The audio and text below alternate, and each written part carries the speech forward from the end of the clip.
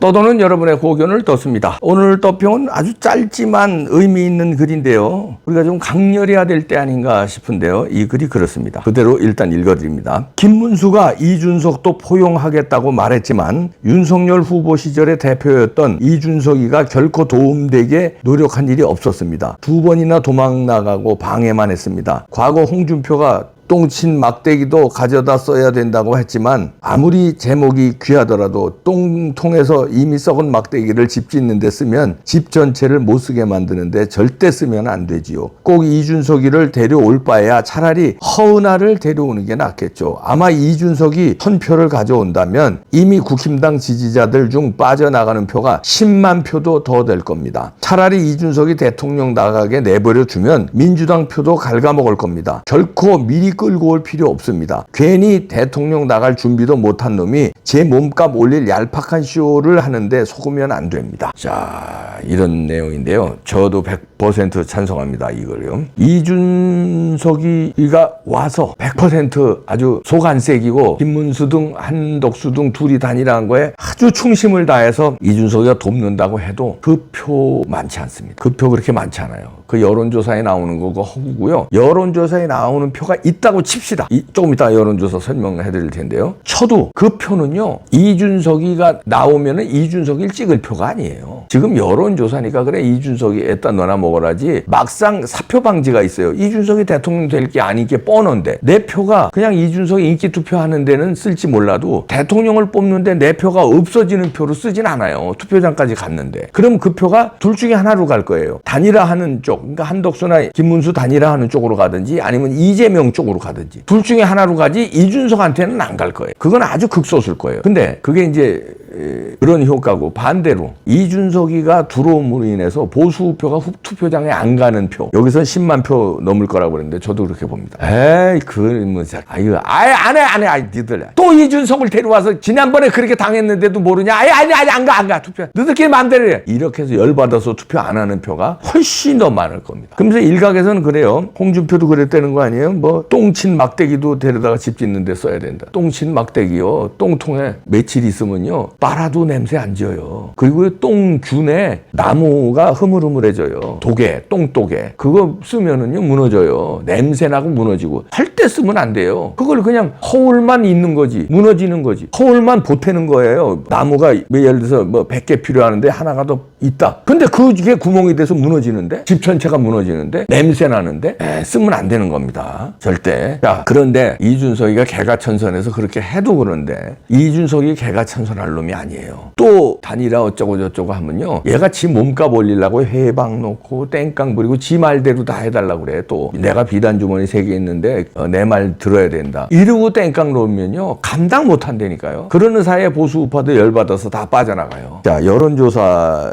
얘기를 하는데 이준석을 데려와야 된다는 사람은 이준석이 표가 있다는 거예요. 그래서 데려와야 된다는 건데 그게 뭐 5% 정도는 있다는 거예요. 그래서 한번 봅시다. 최근에 나온 여론조사 보니까요. 아시아경제에서 뭐 오늘 나온 거 보니까 리얼미터 의뢰에서 5월 첫 주차 여론조사가 나왔는데요. 여기 보이시죠? 3자 가상 대결일 때입니다. 이재명, 김문수, 이준석일 때 이재명 46.6, 김문수 27.8, 이준석 7.5 있다는 거고 한덕수하고 가상 대결하면 이재명 46.5, 한덕수 34.3, 이준석 5.9. 다시 말해서 한덕수로 단일화가 되면은 이준석 표는 좀 줄어들고 그만큼 한덕수 쪽이 더 커진다 이런 얘기네요. 한덕수로 단일화 되면은 이제 이거는 이제 가상 대결에서 이렇게 여론조사 나왔다는 건데 여기 이제 표를 의식해서 그런 거예요. 한덕수로 단일화되면 이준석 표가 5.9% 있다. 이제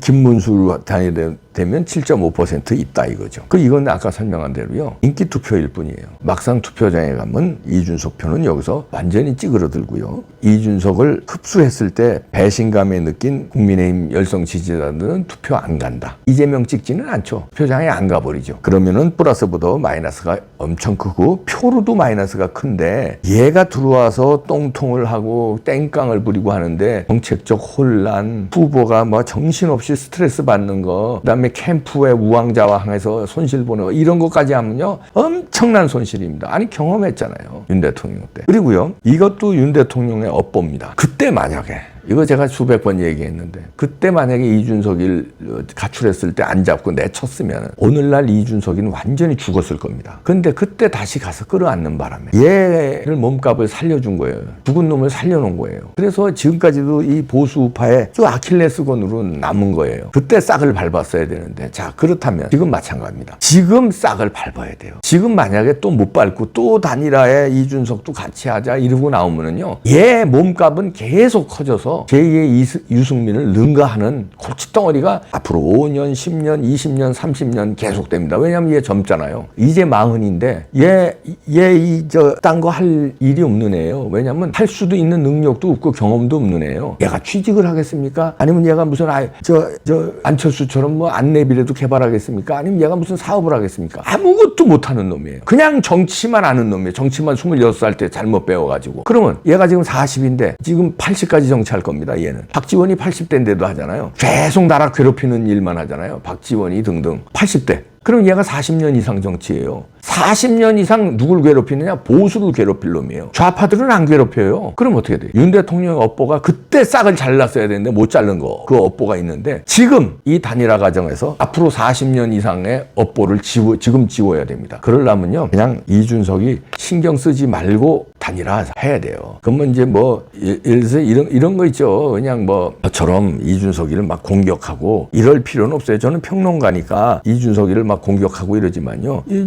지금 단일화 과정에서 김문수 후보나 한덕수 후보는요. 이준석을 공격하고 욕할 필요는 없어요. 그냥 그 팀에서 단일화 하면 그 협상팀이 있을 거 아닙니까? 거기서 그냥 알아서 지우면 돼요. 그냥 관심을 갖지 말고 단일화에 포함 안 시키면 돼요. 욕할 필요도 없어요.